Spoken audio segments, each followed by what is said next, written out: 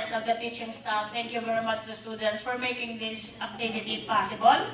Of course, the class officers, the group leaders, and the members, the group member students, thank you very much. Our next part of the program, para kasing nakakasawa na lahat na lang ng naririnig nyo galing sa amin, right? Our next part would be the Thanksgiving speech of our class president, Mr. Gilbert De Guzman.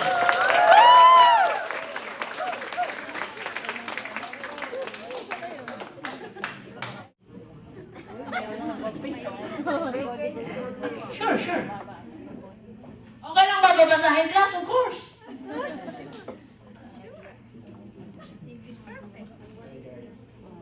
Hello?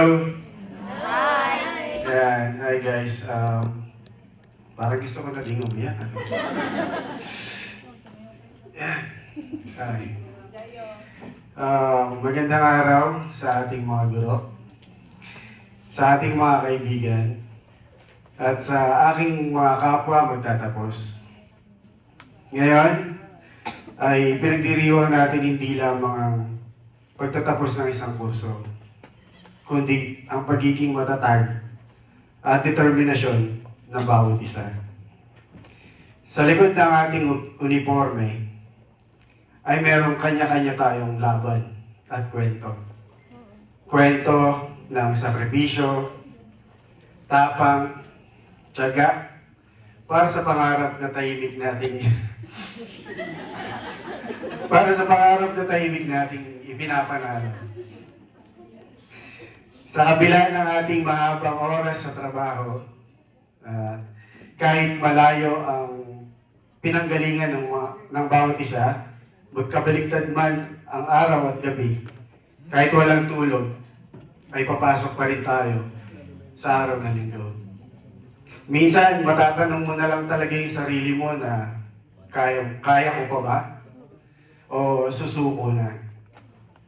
Dahil kinabukasan, trabaho naman ulit.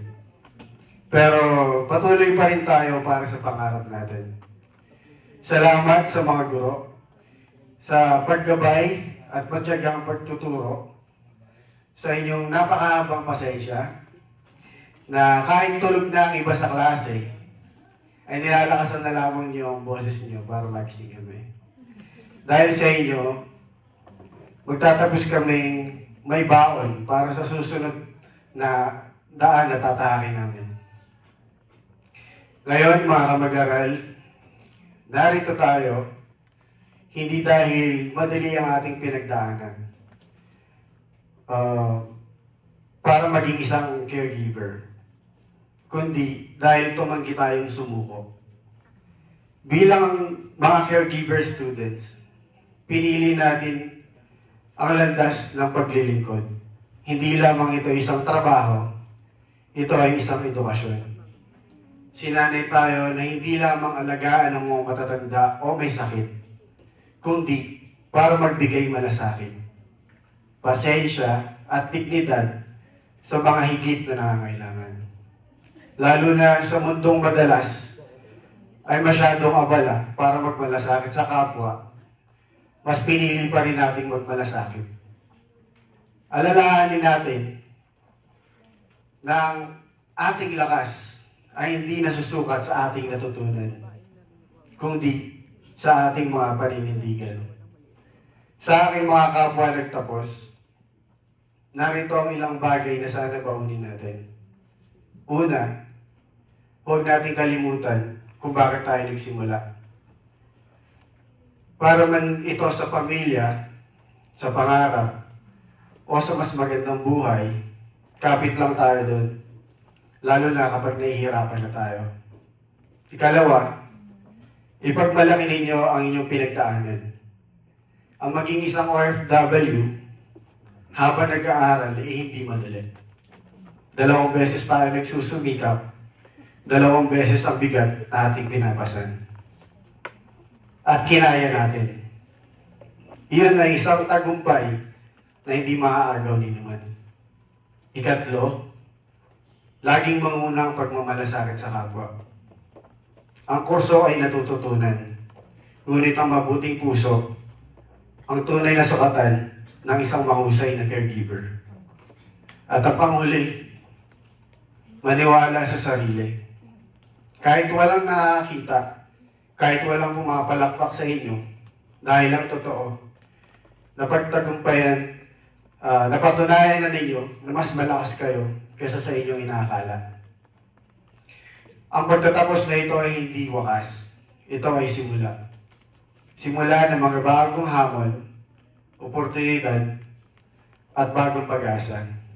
Sa aking mga kapwa mag-aaral, sana'y saan man tayo dalhin ng buhay, naway hindi natin makalimutan ang sandaling ito.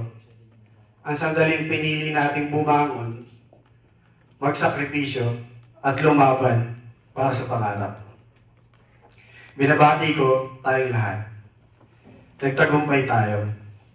Sa mga kapwa kamag-aaral ko, pwede ba nating sabihin we made it? 1, 2, 3. We made it! Yan. Maraming salamat.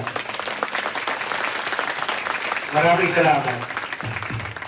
At naway magpatuloy tayo, magpatuloy ng may tapang at layunin at puso. Thank you so much.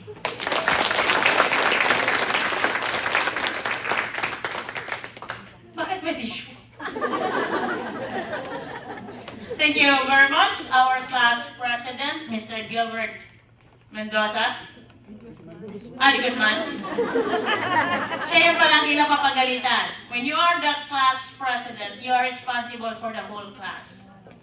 But I'm glad that he's still there, stay there, be there. Actually, batch 20 started a very, very rough journey. The best. Ito yung pinakahirap na start, right?